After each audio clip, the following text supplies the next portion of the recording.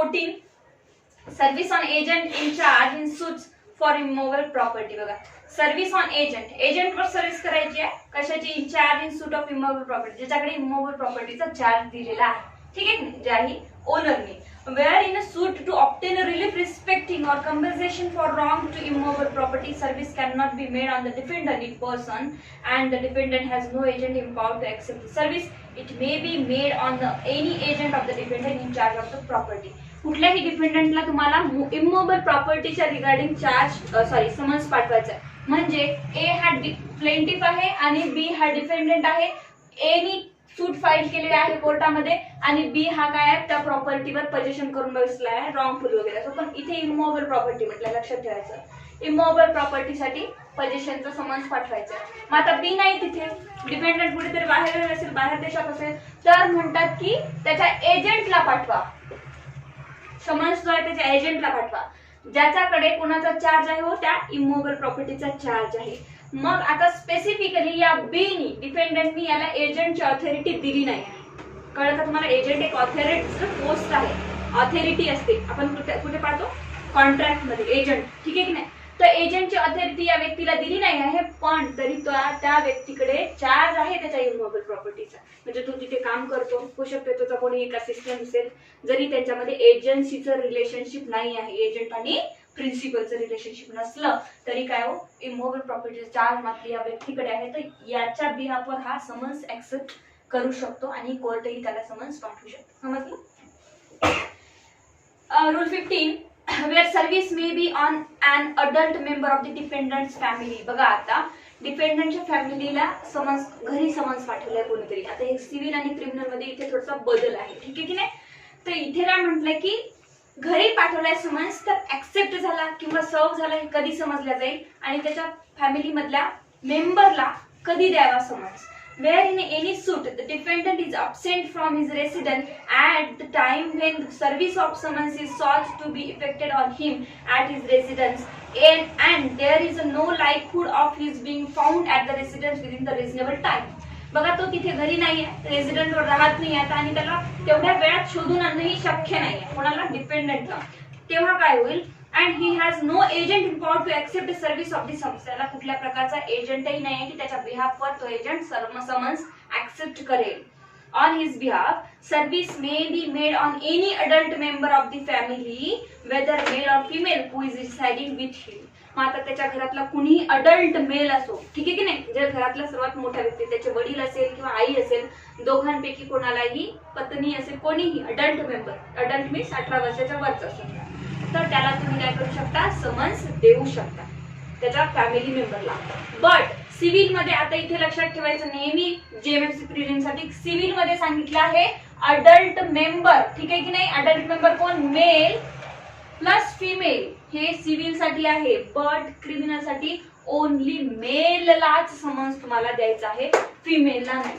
CrPC काय म्हणते, जर क्रिमिनल मॅटर असेल तर फिमेलला समन्स द्यायचा नाही, भले ती अडल्ट असेल. सिव्हिल मॅटर असेल, सिव्हिल मॅटरचा समन्स असेल तर काय कराल तुम्ही, मेललाही देऊ शकता, त्याच्या फॅमिली मधल्या फिमेललाही देऊ शकता. स्त्री आहे पुरुष दोघांनाही देऊ शकता, पण क्रिमिनल मॅटर असलं फक्त मेलला तुम्हाला समन्स द्यावा लागेल. A servant is not a member of a family within the meaning of this rule. बघा, हा रूल मध्ये फॅमिली मेंबर म्हटलंय, जर सर्वंट असेल तर त्याच्याकडे समन्स दिला तर तो सर्व झाला असं म्हटलं जाणार नाही. कळलं? एक तर एजंट पाहिजे, नाही तर फॅमिली मेंबर मधला अडल्ट मेल आणि फिमेल पाहिजे. सर्वंटला इन्क्लूड नाही केलंय फॅमिली मेंबर मध्ये, ठीक आहे.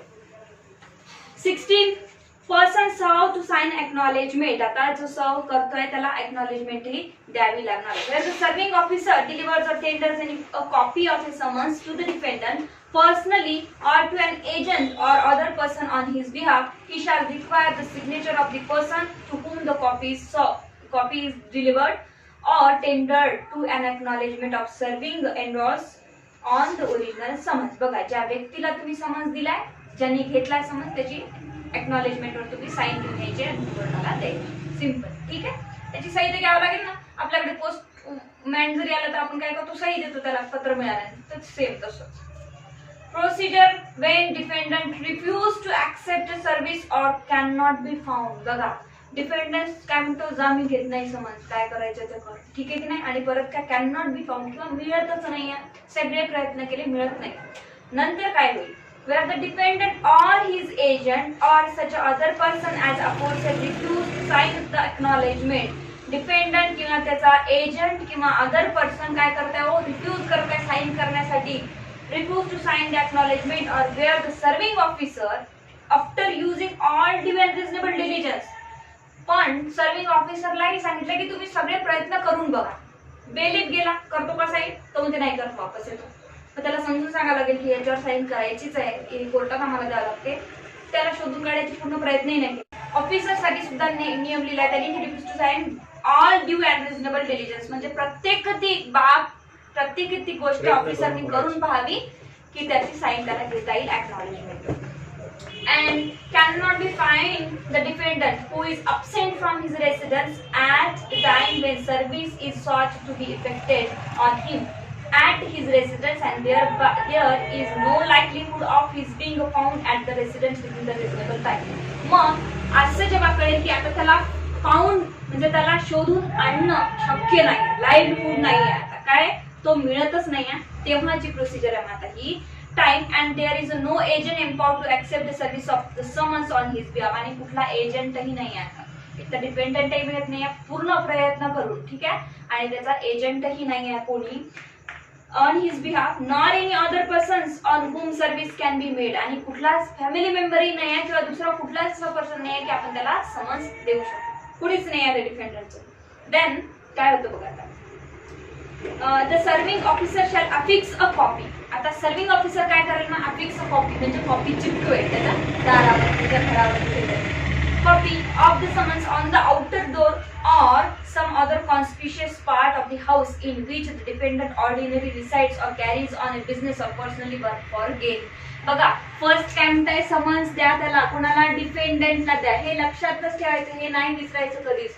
दुसरं काय म्हणताय, नाही हे डिफेंडंट तर कोणाला द्या, एजंटला द्या. एजंट पण नाही आहे, आता कोणाला द्या, मेल अँड फिमेल काय हो फॅमिली मेंबर अडल्ट त्याला द्या. ते पण मिळत नाही आहेत, आता काय करा, फिक्स करा, घरावर नेऊन काय करा, चिपकावा. ह्या 4 प्रोसिडिंग आहे सर्व्हिस ऑफ समन्सच्या.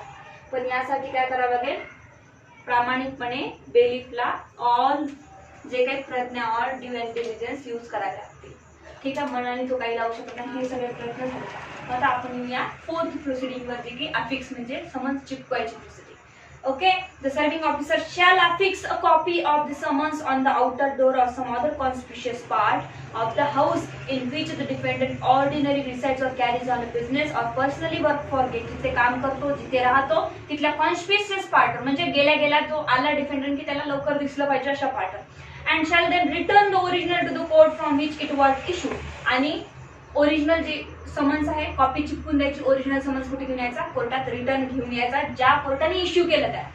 कुठल्याही कोर्टात नाही, नांदेडच्या कोर्टाने इश्यू केलं, किनवट तालुक्यात एक छोटं गाव होतं, तिथे जाऊन समन्स पोहोचवायचा होता.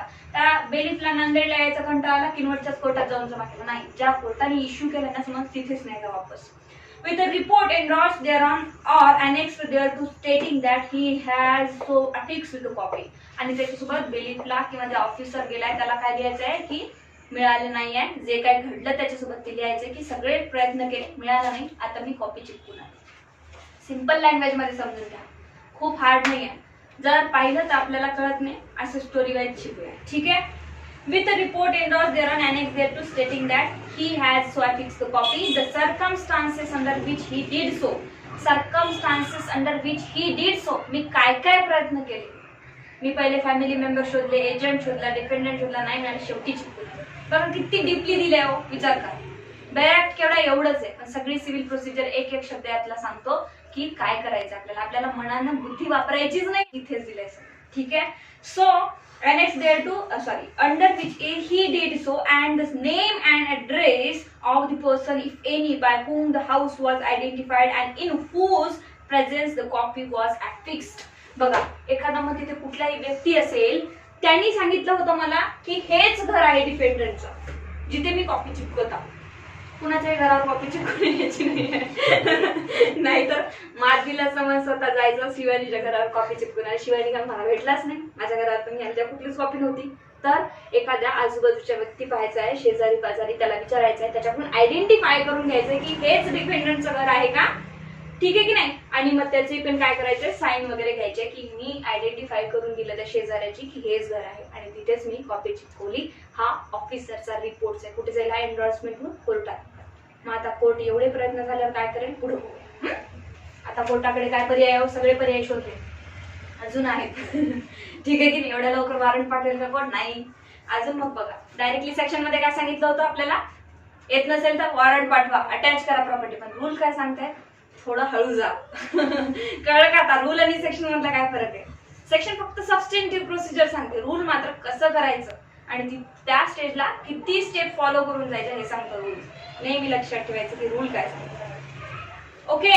18 मध्ये endorsement of time and manner of his service. The summons बजावणीची वेळ काय राहील आणि पद्धत काय राहील हे पण पाहावं लागेल. The service officer shall in all cases in which the summons has been served under rule 16 endorse or annex or cause to be endorsed or annexed or to the original summons or return stating the time, when and the manner in which the summons was served and the name and address of a person if any, identifying the person serves and witnessing the delivery or tender of the summons. मग आता हे जे आहे ना endorsement of time, endorsement कुठे घेऊन आलाय तो तिथे, तर त्याच्यावर टाइम कुठल्या पद्धतीत त्यांनी समन्स सर्व केला ही एन्डॉर्समेंट पूर्ण त्या ऑफिसरला कोणाला द्यायचे, कोर्टाला.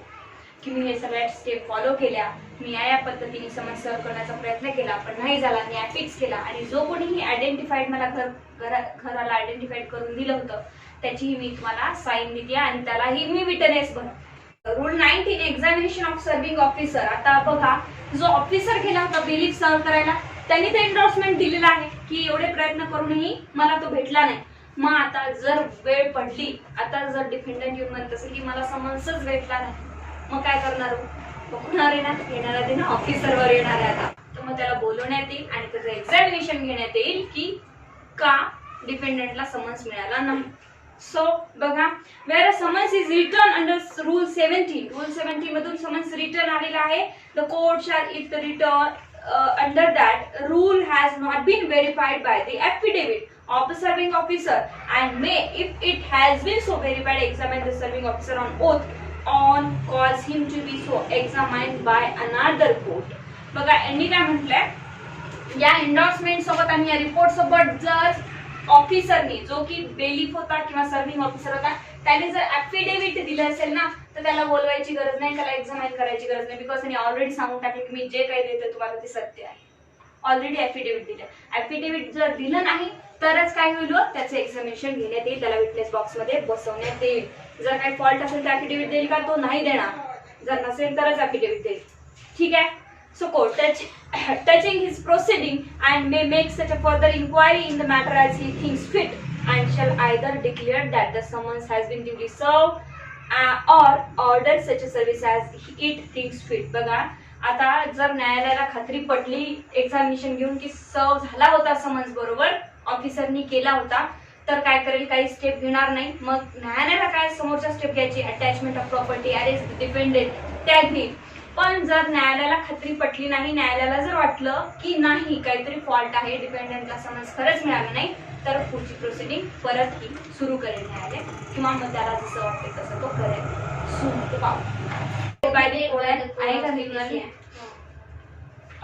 सब रूल 20 सबस्टिट्यूटेड सर्व्हिस. आता जसं मी काल तुम्हाला सांगितलं होतं, direct service, service by court, directly personal service. जसं की प्लेंटिफला समन्स देऊन टाका, प्लेंटिफच देऊन टाकेल डिफेंडंटला.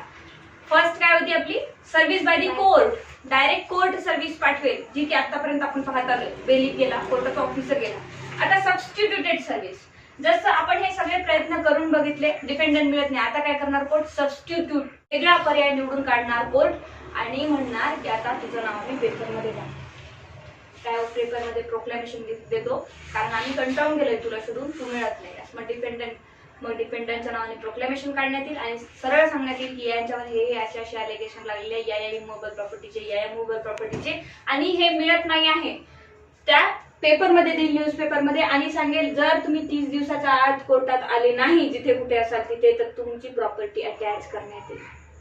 हे आहे प्रोक्लेमेशन. ठीक आहे. मग आता कोर्टाकडे काय पर्याय आहे, मिळतच नसेल डिपेंडंट तर पेपरमध्ये, न्यूजपेपरमध्ये देईल. तर बघा पुढे काय म्हणतात, where the court is satisfied that there is a reason to believe that the defendant is keeping out of the way for the purpose of avoiding the service.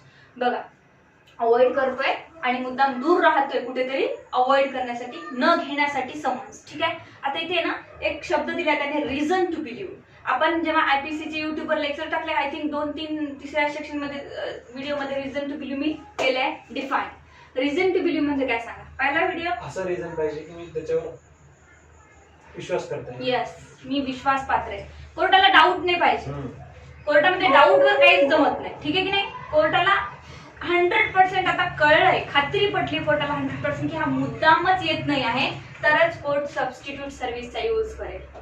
जिथे जिथे रिझन टू बिलीव्ह दिले ना तिथे समजून घ्यायचं की हे काय शल आहे इथे, आणि इथे कोर्टाला खात्री पटली. आता कोर्ट म्हणेल हा मला डाऊट आहे यार, तो येणार नाही.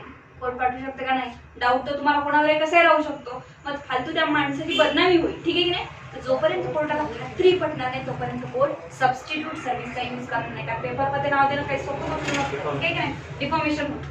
So keeping out of the way for the purpose of avoiding service or that for any other reason the summons cannot be served in the ordinary way. आणि जे ऑर्डिनरी वे आपण हे पाहिले ना इथले सगळे, आता या ऑर्डिनरी वे मध्ये समन्स त्याला भेटणं शक्य नाही कारण तो अवॉइड करतो.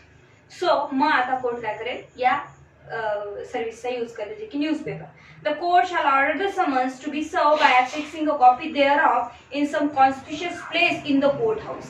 आता कोर्ट काय करेल, कोर्टाचा नोटीस बोर्ड लागले असते सगळे बाहेर. ठीक आहे की नाही. कोर्टाच्या भिंतीवर नोटीस चिपकवलेले असतात, बोर्डवर असतात. कॉन्स्पिशियस पार्ट म्हणजे कोर्टाचा जो समोरचा एरिया आहे ना जिथे दिसेल तिथे याचा समन्स चिपकून देईल. कोर्ट आता कोर्ट हाऊस म्हटलंय. मग आता बघा कोर्ट हाऊस मध्ये चिपकून देईल पहिली गोष्ट. And also upon some conspicuous part of the house if any in which the dependant is known to have last resided or carried on a business or personally work for again or in such other manner as the court thinks fit. Court जो dependant होता आधी एखाद्या ठिकाणी कुठं राहत असेल ना, work करत असेल किंवा काही नोकरी करत असेल त्या ठिकाणी सुद्धा, म्हणजे आता कोर्ट डिपेंडंट एका पुण्याच्या कंपनीमध्ये 3 वर्षापूर्वी काम करत होता. होऊ शकतं त्यांच्याकडे ऍड्रेस असेल, त्यांच्याकडे फोन नंबर असेल, त्या कंपनीमध्ये जाऊन काय करेल कोर्ट, समन्स त्याच्या भिंतीवर दारावर चिपकवेल. पहिला चिपकवला कोर्ट हाऊस मध्ये, दुसरा चिपकवला जिथे तो लास्ट रिसाइडिंग होता आणि तिथे वर्क करत होता तिथे. Where the court acting under sub rule 1 order service by an advertisement in the newspaper. आता बघा सबस्टिट्यूट सर्व्हिस मध्ये कुठकुठल्या येतात बघा, हे खूप महत्त्वाचं आहे. जर क्वेश्चन आला की सबस्टिट्यूट सर्व्हिस म्हणजे काय तर ऑप्शन येतात. सबस्टिट्यूट सर्व्हिस म्हणजे काय, what is the substitute service, खाली ऑप्शन येतं. कोर्ट काय करणार, कोर्ट हाऊस मध्ये चिपकवणार. पहिला कोर्ट हाऊस, दुसरा काय आहे लास्ट रिसाइडिंग जिथे राहत होता तिथे. ठीक आहे, लास्ट रिसाइडिंग.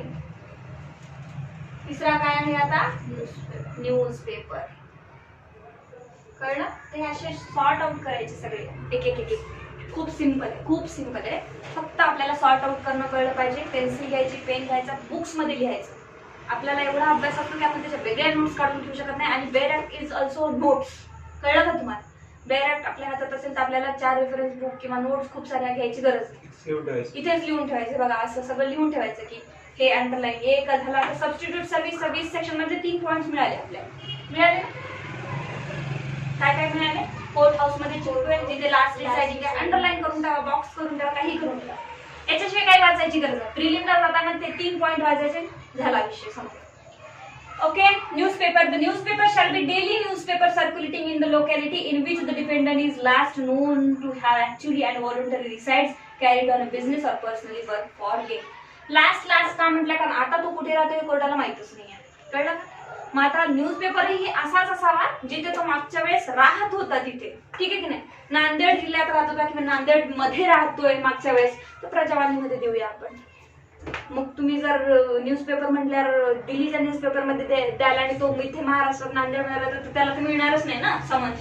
ठीक आहे की नाही. तर तो जिथे राहतो त्याच्या लोकॅलिटीज मध्ये जो न्यूजपेपर आहे त्या न्यूजपेपर मध्ये आपल्याला काय होतं समन्स द्यायचा आहे. पुढे effect of substituted service substituted by order of the court shall be as effectual as if it had been made on the dependent personally. आता याचा इफेक्ट आणि याचे परिणाम कसे कोर्ट गृहीत धरणार आहे, तो कोर्ट समजणार आहे. जर मी एवढे प्रयत्न केले आणि हे पण प्रयत्न केले, आता तर न्यूजपेपर मध्ये दिलं. ठीक आहे की नाही.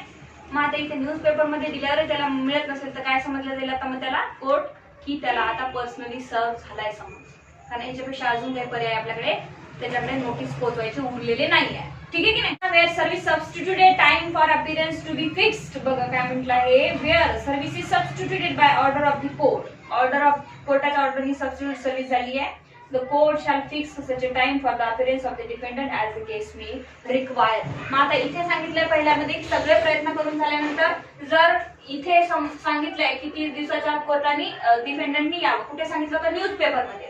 मग 30 दिवसाचा जो कालावधी आहे त्या कालावधीत कोर्ट ठरवून घेतो की याला समन्स मिळालेला आहे. मग 30 दिवस काय करतो कोर्ट, वाट पाहतो आणि इथून एक डेट देऊन टाकतो की या डेटला डिफेंडंटने हजर राहायचं. कळलं?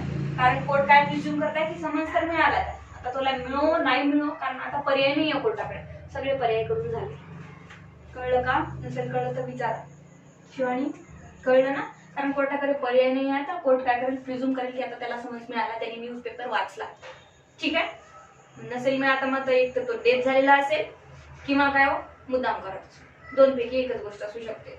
मग मिळाल्यानंतर कोर्ट 30 दिवसाचा काय जे असेल त्या याच्यामध्ये वेळ देईल आणि वेळ दिल्यानंतर सांगेल की या तारखेला डिफेंडंट हजर व्हायचं आहे. आणि मग जर त्या तारखेला डिफेंडंट हजर नाही झाला काय करेल, मग त्याची प्रॉपर्टी अटॅच करेल, अरेस्ट वॉरंट काढेल. ठीक आहे. तर यापुढे 21 service of summons where defendant decides within the jurisdiction of another court. कालच पाहिलंय आपण हे. ठीक आहे की नाही. काय म्हटलं होतं याच्यामध्ये की जर रिसाइड वेगळ्या ठिकाणी असेल, आउट ऑफ ज्युरिसडिक्शन राहत असेल तर आरपीएडी नाही पाठवायचं, बाकी सगळे जे आहे ते पाठवायचे. 22 मध्ये service with in the presidency town of summons issued by the court. आता हे काही कामाचं नाही, प्रेसिडेन्सी टाउन पण बघून घेऊया. Where the summons issued by any court established beyond the limits of the towns of Calcutta, Madras and Bombay is to be served within any such a limits, it shall be sent to the court of small causes within whose jurisdiction it is to be served. बघा आपल्याला जर या Madras, presidency town किंवा मग कलकत्ता अशा ठिकाणच्या जर कोर्टाला समन्स पाठवायचं असेल तर तिथे डायरेक्ट आपण डीजे असेल ना, आपल्याला डीजे ला कोर्ट पाठवायचं असेल तिथल्या डीजेला, तर डीजेला नाही पाठवायचं, आपण तिथल्या स्मॉल कॉजेस कोर्टाला पाठवायचा. तिथलं स्मॉल कॉजेस कोर्ट त्यांच्या डिपेंडंटला पाठवायचं. 23 duty of a court to which summons is sent. आता मग ज्या न्यायालयाने समन्स पाठविले आहे ना त्या न्यायालयाचे काय कर्तव्य आहे. ठीक आहे की नाही. आता इथून आपण स्मॉल कॉजेस कोर्टाला समन्स पाठवलं तर त्या न्यायालयाचे काय कर्तव्य आहेत ते सांगतात इथे. The court to which a summons is sent under Rule 21 or Rule 22 shall upon receipt thereof proceed as if it had been issued by such a court and shall then return the summons to the court of issue together with the record if any of its proceeding with regard thereto. बघा काय म्हटलंय आता, या कोर्टाने ए, या कोर्टाने बी, या कोर्टाला जे की अदर स्टेट मध्ये, हा तेलंगणा आहे, हा महाराष्ट्र आहे, आणि यांनी समन्स पाठवलं या कोर्टाला, म्हणतोय की तुमच्या ज्युरिसडिक्शन मध्ये आमचा डिफेंडंट राहतो, त्याला तुम्ही सर्व करा. तर हा कोर्ट काय करेल, त्या दिवशी जसं बघितलं तसं आपण याला सर्व करेल आणि याचा काय जो रिपोर्ट आला ते परत याला सेंड. ठीक. 24 सर्व्हिस ऑन डिफेंडंट इन प्रिझन. आता सर्व्हिस ऑफ डिफेंडंट इन प्रिझन जो ऑलरेडी जेलमध्ये आहे, होऊ शकतं त्याच्यावर दुसरे काही क्रिमिनल चार्जेस लागलेले असेल, नवरा बायकोचा वाद झाला, बायकोने डोमेस्टिक व्हायलन्सचा दावा दाखल केला, नवऱ्याला झाली अटक, आणि परत भावाने इमोबल प्रॉपर्टीच्या पोझिशनचा दावा टाकला पुन्हा त्याच्यावरच. आता मग त्याचा समज तर जाईल ना, तो कुठे येतो, तर जेलमध्ये आहे, मग त्याला जेलमध्येच पाठवावं लागेल. तर कुणाकडे पाठवायचा समज, ते जेलमध्ये काय स्पेसिफिक ऍड्रेस नाही दिला त्याला. Where the defendant is confined in a prison, the summons shall be delivered or sent by post or by such a courier service as may be approved by the High Court by fax message or by electronic mail service or by any other means as may be provided by the rules made by the High Court to the officer in charge of the prison for service on that defendant. Melanie पाठवा, फॅक्सनी पाठवा, courier सर्व्हिसनी पाठवा, पण कुणाला पाठवा, तिथल्या ऑफिसरला, जो की प्रिझनचा इन्चार्ज आहे, जेलर असेल किंवा तिथे ज्याला कोणी त्या जेलचा ज्या पोलिसाला अधिकार दिलाय, चार्ज दिलाय, त्या व्यक्तीच्या नावावर